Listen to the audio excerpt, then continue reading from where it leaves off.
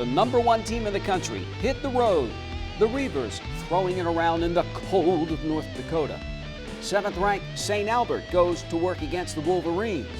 The Warriors invade CB Stadium to fight it out with Abe Lincoln.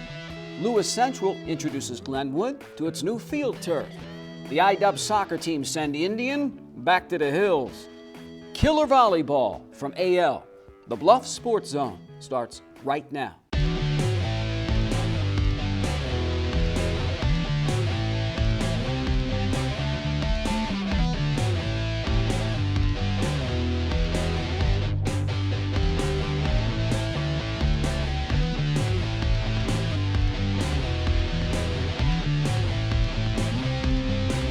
Hello, I'm JJ Davis, and thanks for joining us for another edition of the Bluffs Sports Zone. The top-ranked Reavers hit the road. IDub goes into the laboratory against the North Dakota State School of Science. Now, #1, it's a road trip. #2, the elements, the weather, and throw in the fact that the Reavers are the #1 team in the nation makes for a fun trip. IDub TV student Jem Brinklow has it covered. Road game coverage brought to you by Jenny Edmondson Sports Medicine. Iowa Western still atop the national ranks and looking to stay there. After Aaron Wimberly returns the opening kickoff for a touchdown to take a 7-0 lead, the defense takes over. Stephen Funderburk picks it off, then somehow goes into the hands of Isaiah Johnson. Can't really tell if it was a fumble or if he tried to pitch it back. Either way, the freshman corner gives the Reavers a 14-0 start. Ensuing Wildcats drive, Lamont Osborne busts a huge run down the far sideline. 35-yard run, part of his 80 in the game. But it doesn't last long. Quarterback Josh Hansena throws his second pick of the day. This time it's Rob Myers who makes the play, and he takes it all the way for the score. Iowa Western enjoying a 21-0 lead, all without the offense taking a single snap yet. Halfway through the first, though, Aaron Wimberly and company take the field. And Wimberly, who averages 106 yards a game, gets half of that on the offense's second play from scrimmage. Reavers on top 28-0. Offense not done yet. Waters buying some time in the pocket, dumps it off to Andrew Stone, and Stone having no problem getting it in for the 23-yard pass and catch. Reavers leading at 35. With 4 minutes left in the half, Anasan with another crucial mistake. A great diving catch, though, by Travis Green, good enough to take another look. Here it is. Green in perfect position keeps his hands under the ball to secure the pick. Reavers take advantage of it. Geronimo Allison hauls in a 39-yard catch to set Lance Irvin up for a field goal and a 38-0 lead at the break. Go, Reaver Town, baby. Do it. Well done, Wimberly does it again. This time he slips a few defenders. Right here comes to a complete stop and then races to the end zone, refusing to get tripped up. The 49-yard run puts him ahead 45-6, and it's needless to say that Iowa Western can add another mark on the win column, beating the Wildcats 64-6 to stay undefeated at 7-0. Anytime you can be up 21 and before you take an offensive snap, that's some good D and some good special teams. And our defense got a lot of plays today. It was good to see them make some plays and return them and get rewarded for their play that they've been playing all year. The defense, they set the bar real high. They came out banging. The offense wasn't really used to that. So we had to just come out, just play our game. We came out good after a minute. What happened was it was a great play by our linebacker. He just had an interception, and I guess he fumbled or he told me to try to pitch it to me, but I seen it fall on the ground. I just picked it up and ran it back for a touchdown.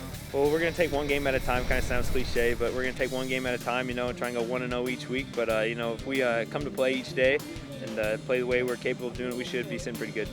Yes, I feel like we got a good shot. We just keep taking it one game at a time. We'll be fine. We'll get it. With the Bluff Sports Zone, I'm Jem Brinklow. Aaron Wimberly comes up big, sets the tone with that 89-yard kickoff return, then blows it up with over 100 yards rushing and 2 more big touchdown runs. Jake, another consistent day. The defense, 2 picks for touchdowns, and the dark side, also 5 sacks. Unbeaten, top-ranked IDub back home for homecoming against best buddy Iowa Central. Just another day at the office for the Falcons? Or is it? come back. At Council Bluffs Savings Bank, our goal is to help you, your families, and your businesses grow and prosper for generations. We take pride in our community, whether it's volunteering our time or helping individuals, families, and businesses succeed. We provide you with the personal service and attention you deserve. With over 220 years of banking experience, decisions are made locally. We are Council Bluffs people operating at Council Bluffs Bank to help Council Bluffs be a better place to work and live. Council Bluffs Savings Bank, hometown banking, the way it used to be. Member FDIC.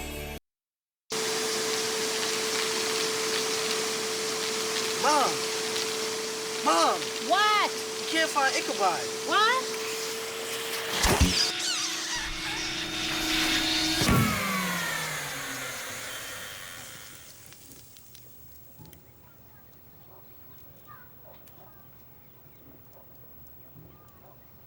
You don't have to be perfect to be a perfect parent.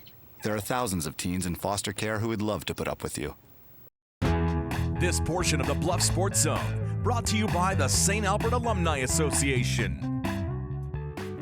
7th-ranked St. Albert gearing up for another playoff run. The Falcons run with Nottoway Valley in their last regular season home game. Now, my impression of Kevin Koljat and company, just keep going about their business. The wins keep piling up. IWTV student Aaron Zach piles on. The Falcons come running out as they look to extend their 7-game winning streak as they play Nottoway Valley on senior night. Opening possession, 4th and 7. The defense pressures quarterback Bradley Fodler, who throws an incomplete pass. The Falcons take over. Tucker Koljak back to pass and throws for a gain of 9 yards to an open Colton McBride. A few plays later, Jake Lewis receives the handoff as he runs the ball and scores off of a 5-yard run, getting his second touchdown of the season. 7-0 St. Albert. Wolverines possession now. Fodler rolls out and looks for Zachary Eblin, but Falcons' Eric Johnson intercepts the ball at the 15-yard line, setting up a first down, St. Albert. First and goal at the 5-yard line. Cole Hurd gets the handoff as he plows over some Wolverine defenders as he crosses the goal line for another Falcon touchdown. 14-0 SA. Wolverines runs a little razzle-dazzle. Plymesser throws the ball back to Butler, but Koljat almost intercepts the ball. Nottoway Valley Zachary Plymesser punts the ball to Tucker Koljat. Koljat returns to the outside where he gets some key blocks by Cole Hurt and Jimmy Hawk as he takes the ball all the way back for a 60-yard touchdown. 21-0 Falcons. Still in the first half. Koljat snaps the ball, rolls to the outside, and finds Cole Hurt wide open. Hurt takes the ball and runs in for a 15-yard touchdown, making the score now 28-0 St. Albert. Nottoway Valley gets the ball on their own 10-yard line. Fodler hands the ball to Brewer as he runs up the middle, but Joe Akerl strips the ball, and Mason Beasley falls on the loose ball to give the Falcons a first down starting the second quarter. Koljak runs the ball himself, 10 yards in for the touchdown. 35-0 home team. Fodler throws the ball to Ryan Williams, but is intercepted by Jimmy Hawk off of a tipped ball. First down, St. Albert. Isaac Finn receives the handoff as he does a little shake and bake when he gets tackled at the 3-yard line, setting up another SA score. Koljak back to throw, takes 2 steps back and finds Jimmy Hawk for a 3-yard slant pass for the touchdown. 44-0 St. Albert. St. Albert keeps racking up those stats. Meyering drops back and finds Jake Avey. Avey breaks a tackle and stiff arms the defender to get into the end zone for a 31-yard touchdown, putting a nail in the coffin as they roll on to victory, 51-7. You know, our kids, we just wanted to line. They were formation specific on some stuff, and really wanted to limit what they did. Running the football, we shut down the run early, and then our kids in secondary played well. Shutting down the pass, thank goodness. So, well, you know, we had a good night. Came out hard, and our first team did a good job, and one more game until playoffs, and so it's nice coming off a win like this. For the Bluffs Sports Zone, I'm Aaron Zach. Thanks, Aaron. Another nice game for the quarterback. Tucker Coljet, 8 of 10 for 80 yards and 2 touchdowns. Also returns another punt for a TD. John Meyering, just 2 carries, but 1 for 65 yards. In all, the Falcon ground game grinds out over 300. So same old for St. Albert. Meanwhile, AL is home, up against it with Waukee coming to CB Stadium. Here's IDUB TV student Aaron Burgess. It's senior night at Abraham Lincoln. The Lynx came out fired up to pull an upset over the Waukee Warriors. A minute into the second quarter, Waukee is already up 6-0. It's Riley Gray busting through the line for a 40-yard touchdown run, giving the Warriors a 13-0 lead. Next drive, and it's AL looking to answer. Dylan Garner gets the handoff and takes it to the house, a 74-yard touchdown run, making it 13-7. The Warriors aren't content to go into the half with only a 6-point lead. They drive down the field, Trevor Allen with the touchdown, making it 19-7 at the break. Third quarter, after an AL drive went 3 and out, it's Waukee stepping on the gas. Sophomore tailback Kyle Bullinger taking it 66 yards up the middle for a touchdown, extending the lead 26-7. After an interception by the Warriors, they make it 33-7 as A.J. Allen with the 25-yard touchdown run. It's Jared Thompson now for the Lynx, trying to put one in before the end of the game. He comes to the end of his run and he seems to come away limping. That allowed the Warriors to turn away the Lynx and left the final score 54-7. You know, we played a pretty good first half, you know, to be honest with you, and that was about the best that we played. All game was there, you know, 19-7 at halftime. We felt we had an opportunity. You know, when you have 5 or 6 turnovers again, and that's been our problem all year, is we just do not take care of the football very well. Bad things are going to happen. When you give extra possessions to a good team, you're not going to win. Ultimately, you know, we want a victory. We wanted to be able to win the ball game, and things, you know, we just did not make enough plays again, and that just seemed to be the problem. For the Bluff Sports Zone, I'm Aaron Burgess. Thanks, Aaron. The Lynx get hammered. Dylan Garner did have that big 74-yard touchdown run. Another rough night for junior quarterback Jared Thompson. 3 picks, AL 189 yards of total offense. Not much better for TJ. The Valley sinks the Jackets 45-7. The future, Jason Wallace 7 of 12, 87 yards and a TD. Senior Michael White runs for 65 yards. And Dominic Wilson scores the only touchdown with a 28-yard TD reception. The Yellow Jackets all in for one more game, a homer against Urbandale. Lewis Central is home sweet home. The Titans needing a win to keep their playoff hopes alive. Here's my good friend and yours, Craig Carlson. Council Bluffs sponsored Pink Out continues over at Lewis Central. The Titans taking on Glenwood, and early on the offense, kind of like the weather, a little cold, scoreless late in the first quarter. LC's Austin Simmons with a nice pickup on the far sideline. And on the very next snap, Alex Martin, well, he's fast and he likes to score touchdowns. Busts off a 53-yard run to pay dirt. Titans up 7-zip after 1. Early in the second, Lewis Central defense continues their domination. Austin Lear, Nick Selinik, and Dylan Miller swarm in for the stop. Titans set up in great field position following the punt, but fans of offense not entertained in the first half to score 7-0 after 2 quarters. Opening possession of the third to the Titan O, finding some rhythm. Simmons rolls out, hits his tight end Nate Pettipier for a pickup of 20 yards down to the Ram 33-yard line. Later, Simmons caps the 10-play drive with this score, PAT no good, but the home team with some breathing room, up 13-zip. Then the Lewis Central defense, which has just been outstanding all season long, takes over the ball game. They grab the sack here. Very next possession, more of the same. The Titans begin the second half by forcing 3 straight 3-and-outs. Chris Hannafin's group carrying that swag to the fourth quarter. Luke Harrison picks off Corey Bertini and gets the return to the Ram 22-yard line. Glenwood held to just 206 yards of offense in the ball game. Titans quick to take advantage. Simmons scores his second TD of the night, and the LC defense holds an opponent to 7 points or fewer for the 5th time this season, winning 20-7. They were pretty good up front. We had to have a good week of practice defensively.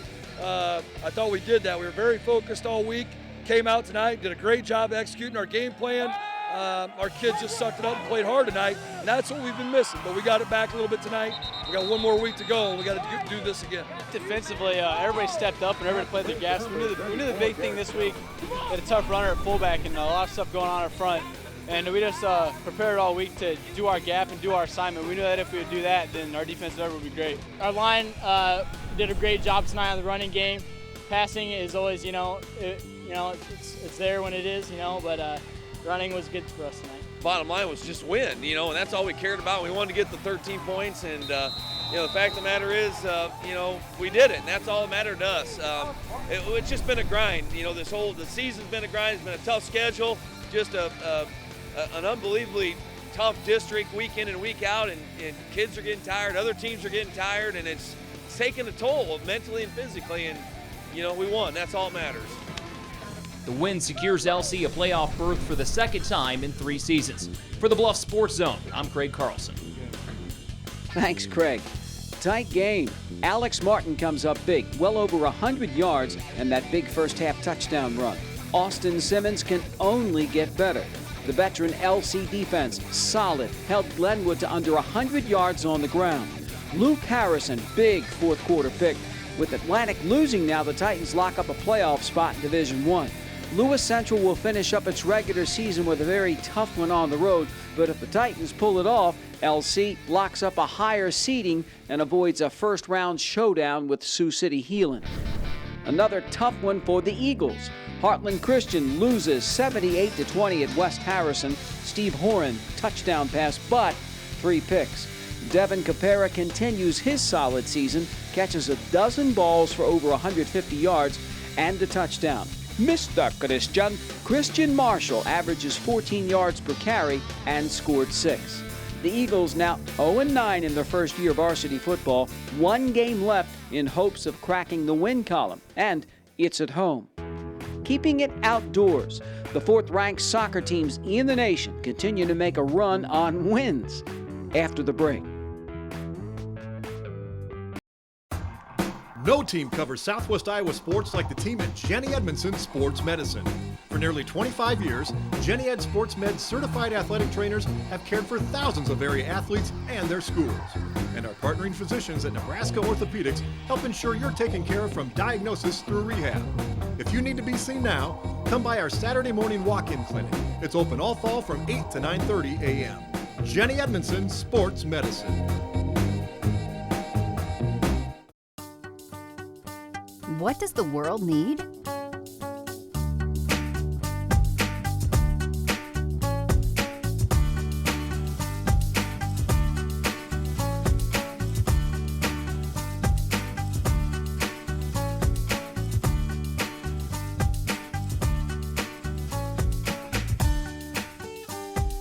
What will you become? Iowa Western. The world is waiting.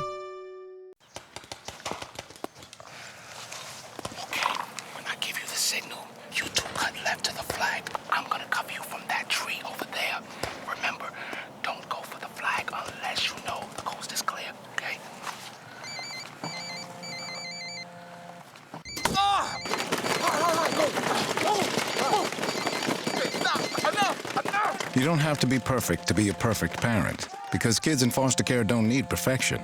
They need you.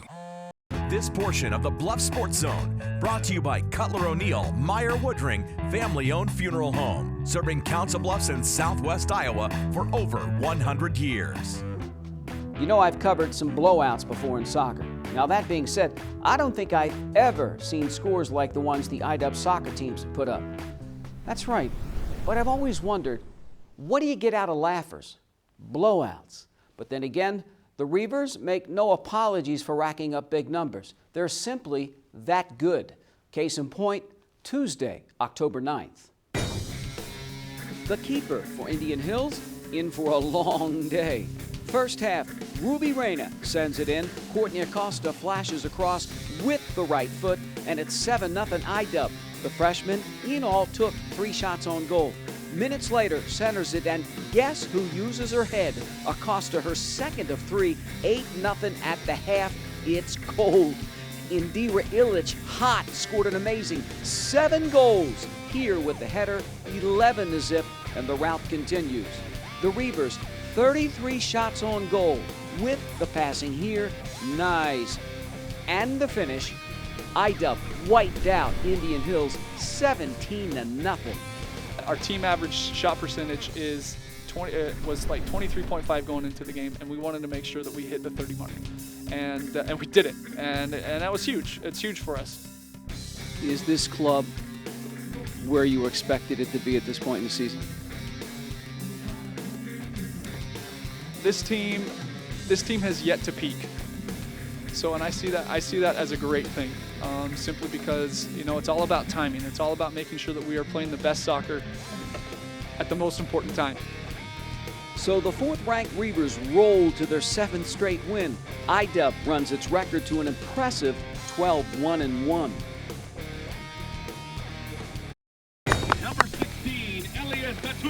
Next, the guys lined up against the Warriors, and this one just a little bit closer.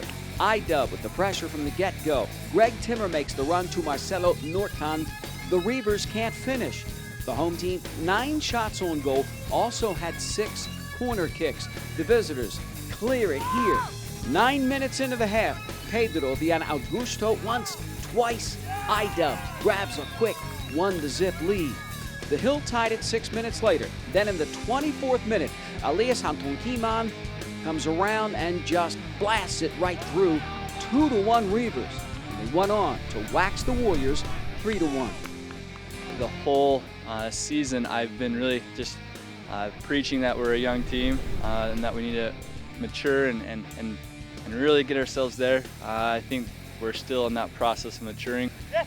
Our ability to play with each other on the field is much better. We're able to pass, move, and get ourselves into good scoring opportunities. The Reavers, with 13 opportunities, scored on 12 of them, missed just 1. Still undefeated at 12-0-1, 4th-ranked IDUB just keeps rolling along.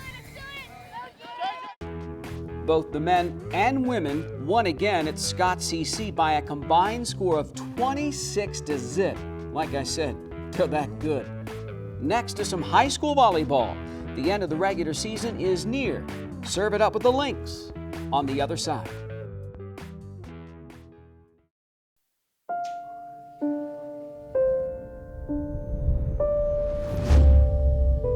What if a disaster strikes without warning? What if life as you know it has completely turned on its head? What if everything familiar becomes anything but? Before a disaster turns your family's world upside down, it's up to you to be ready. Get a kit, make a plan, be informed today. Learn how at ready.gov. What does the world need?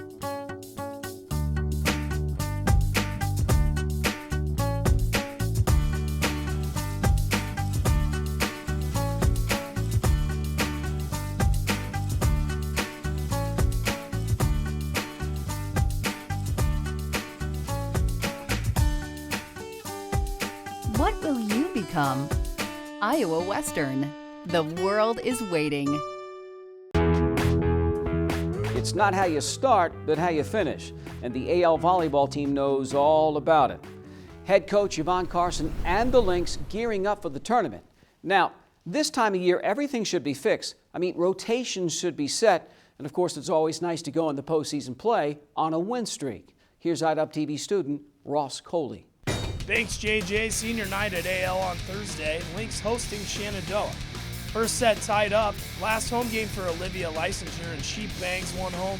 AL goes up 16-15. Later in the set, senior Lauren Meeker takes over. Tip to the open spot. Backs it up with another kill down the line and clinches set 1 with a huge block. Lynx close on a 10-3-1 to win set 1, 25-18. It's pink out night for AL, with the two schools raising over $1,200 for breast cancer research. We go to the second set. Mustang sophomore Serena Parker with one of her match-high 15 blocks, 10 of them solo, locks it up at 9 apiece. But that's the only point the Mustangs can muster during an 8-1 run for the Lynx, capped by the block from Licensure and Lindsey Johnson. AL in control 14-9. Skip ahead in the set, sophomore Sydney Nelson drives one through, and Shenandoah goes on its own 7-2 run to tie it up at 24. The Lynx, though, would weather the storm. Next point, Leisinger gets one of her match-high 18 kills, and Hannah Hennings follows it up with the ace as the home team escapes set 2, taking it 26-24.